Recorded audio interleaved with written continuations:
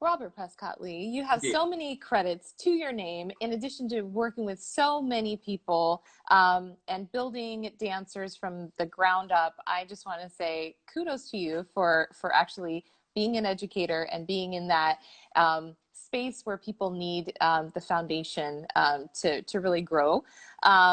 Your professional work prior to going into, studio operator was, really, really broad. You've pretty much done every single award show I can imagine.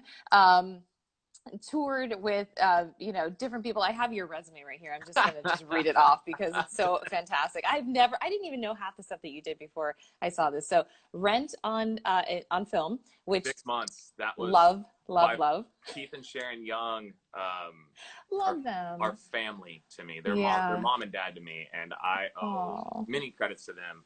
But that job was something special. Yeah. It was an incredible from start to finish. It was really, really special. And lasting the test of time. So, Yeah. I'm hoping you still get those checks. They're getting smaller and smaller, especially with the new contracts showing up. But I know. Well, yeah, so every single thing on your resume is very impressive, from the Cheyenne tour to assisting choreography with Madonna. Like, there's so many things that you've done just professionally that you can help to shape young people, or even, adults that are trying to get back into the dance world. So right. what I wanted to chat with you about, because I know you have a whole studio thing with Elevation Studios. So we haven't had a lot of time, to flip the script to this online platform, whatever that is for you. Right. I know that most people have kind of tempted, the Zoom fate, the delay of the Zoom fate. The inevitable, yeah. But, right. And the convention circuit has certainly shifted online, and so I don't know what your opinion is. I know you gave me a preview of it. It's not exactly the same as everybody else, but a lot of people haven't exactly said the same thing. Some have said, I was a little bit shy, so I didn't start teaching right away, or I have done it because it is what it is. So what is your take? I think it's going to be polarized based on what people need it to be for them individually. I think the online platform is an incredible platform. I'm a tech guy. I love tech. So I should be the type of person who's just like, oh, I love this, and let's spend the money, and let's do live streams. Yeah. And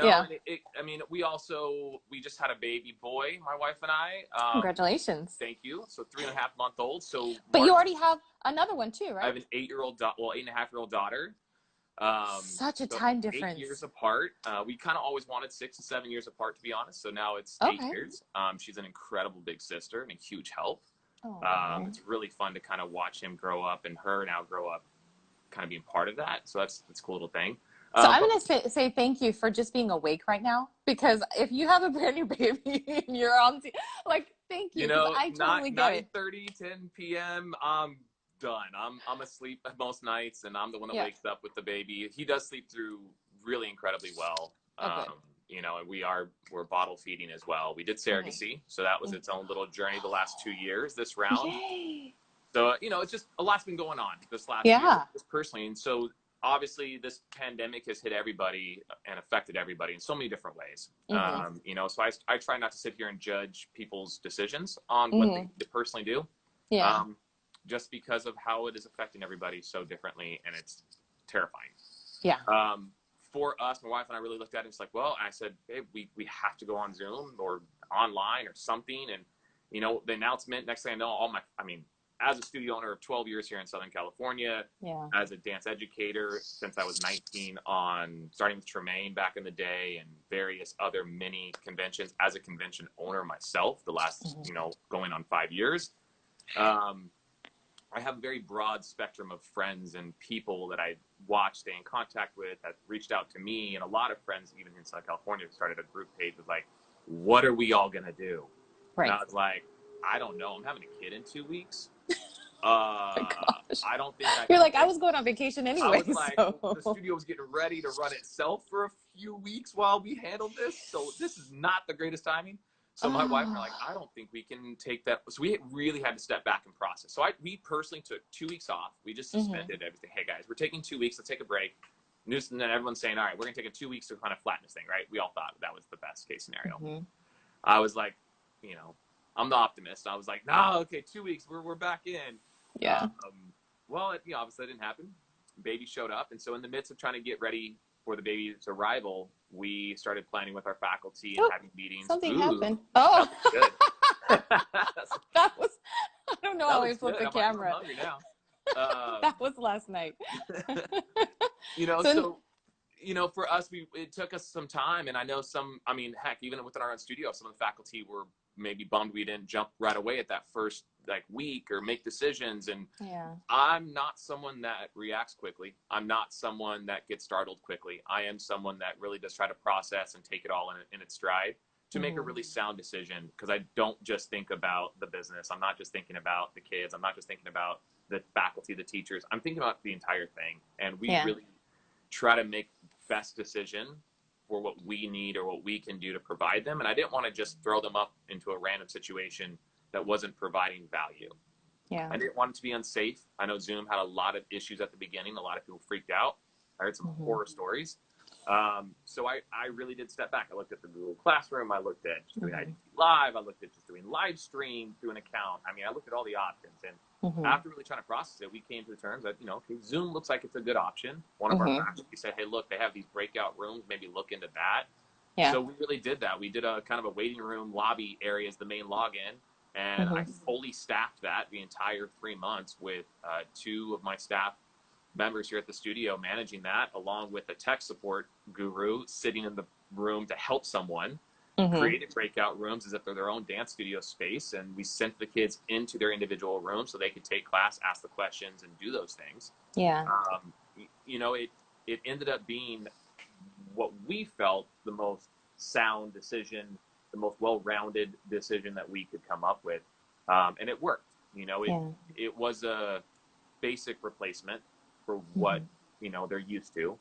Yeah. We, along with, I'm sure, every single dance studio, for the most part, even the ones that are trying to say they didn't lose, sorry, you're lying, probably lost 40% right off the bat. Right.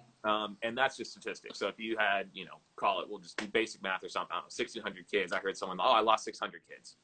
We're small. We like it small. We really have always been more of a niche studio. I didn't want 1,000.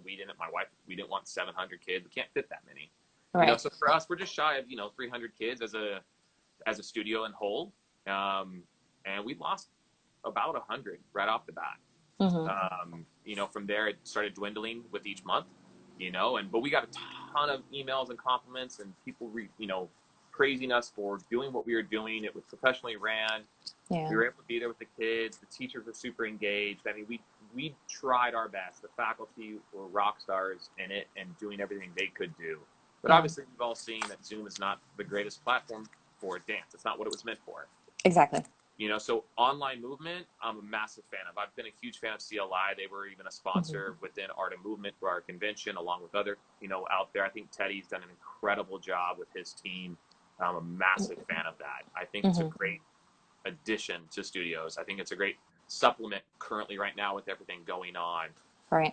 Heck, Krista Miller in Space TV, she's been doing an online platform for years with Autumn and now her, and it's a beautiful thing that she's got going.